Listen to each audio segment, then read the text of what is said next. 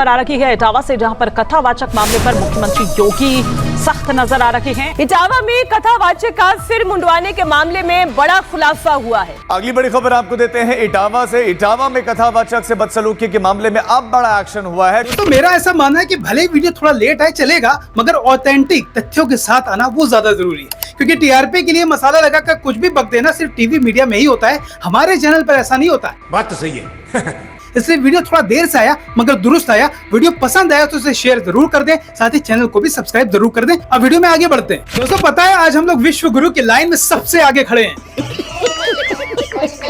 अच्छा, अब इस पर हम लोग हंसे भी ना नहीं। और जिन लोगों ने पूरी दुनिया में हमारी जगहसाई करा दी, उन पर आप क्या कहेंगे?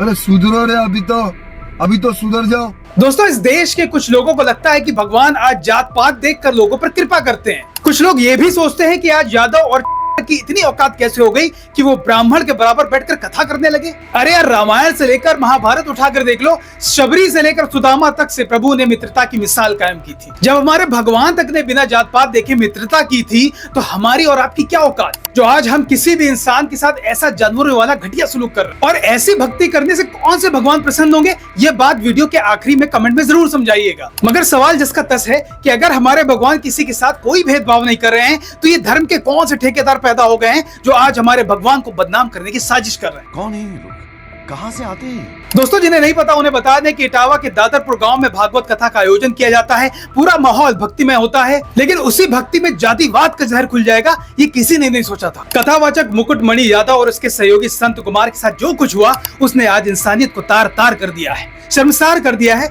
और कथा कहने वाले को ही आज अपराधी बना दिया गया है। दोस्तों 50 से ज्यादा लोग आते हैं, उस पर हमला करते हैं, लात घूसे चप्पल बेरहमी से उसकी पिटाई होती है। फिर मुकुटमणि यादव और उसके सहयोगी की चोटी काटी जाती है, फिर उसके सिर को मुंडवा तक दिया जाता है। और हद तो तब हो जाती है जब उस पर पेशाब छिड़क दिया जाता है। तुम्हें शर्म है? कुछ शर्म आया है? एक महिला यजमान के तलवे चटवाए जाते हैं, घुटनों पर बैठाकर उसकी नाक रगड़वाई जाती है। और वायरल वीडियो में साफ साफ दिखाई देता है कि वहां खड़े लोग इस बेशर्मी पर शान से तालियां बजाते हैं। दोस्तों जिस देश में जय श्री राम का नारा गूंजता है, आज उस देश में किसी एक इंसान के भगवान का नाम लेने पर उसे पेशाब से नहलाया जाता है, उसके बाल छील लिए जाते हैं, बड़े समाज में उसके बच्चों के सामने उसे अपमानित किया जाता है, और फिर उसका वीडियो बनाकर दुनिया भर में उसका ढिंडोरा पीटा जाता है। क्या ये जायज था? और अब इसके काउंटर पे एक मंडली का कहना है कि सर वो तो इसी लायक थे, उन्होंने जाति छिपाकर झूठ बोलकर कथावाचन किया था। तो सवाल ये भी उठता है कि क्या झूठ बोलने की सजा आप इतनी भयानक दे देंगे कि उससे एक महिला के तलवे चटवाएंगे, किसी के पेशाब से नहलवा देंगे और उस पर मूत्र विसर्जन कर देंगे? ये सब क्या देखना पड़ रहा है? और तो और उसका झोला, उसका सारा सामान, हारमोनियम सब तोड़ फोड़ कर रोड पर फेंक देंगे। और ये सब करने के बाद आपको लगता है कि भगवान आपको इसका फल देंगे? अरे ये सब देखने के बाद भगवान भी ऊपर से कह रहे होंगे,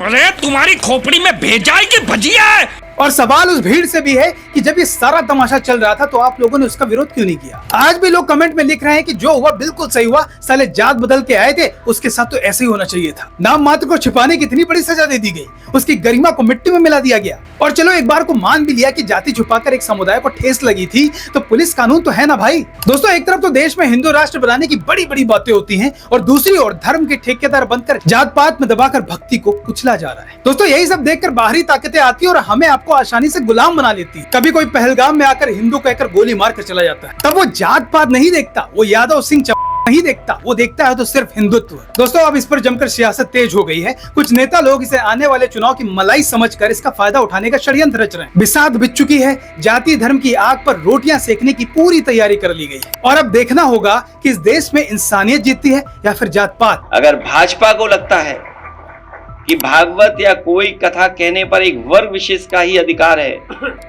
तो फिर वो इसके लिए भी कानून बना करके दिखा दें। कई बार कई कानून के लिए बहुत दावा करते हैं लोग, तो इसके लिए भी कानून बना लें कि इसके अलावा कोई कथा वाचन नहीं कर सकता। जिस दिन पीडीएस समाज ने अपनी कथा अलग से कहने शुरू कर दी, उस दिन इन परंपरागत शक्तियों का साम्राज्य ढह जाएगा।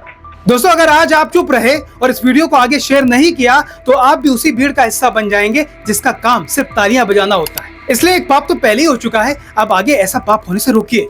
अगर ये वीडियो 1% भी पसंद आया हो तो इसे शेयर जरूर करें। साथ ही ऐसे और वीडियोस देखने के लिए इस चैनल को भी सब्सक्राइब कर ले। फिर मिलते हैं एक नए वीडियो में, तब तक के लिए जय हिंद, वंदे मातरम।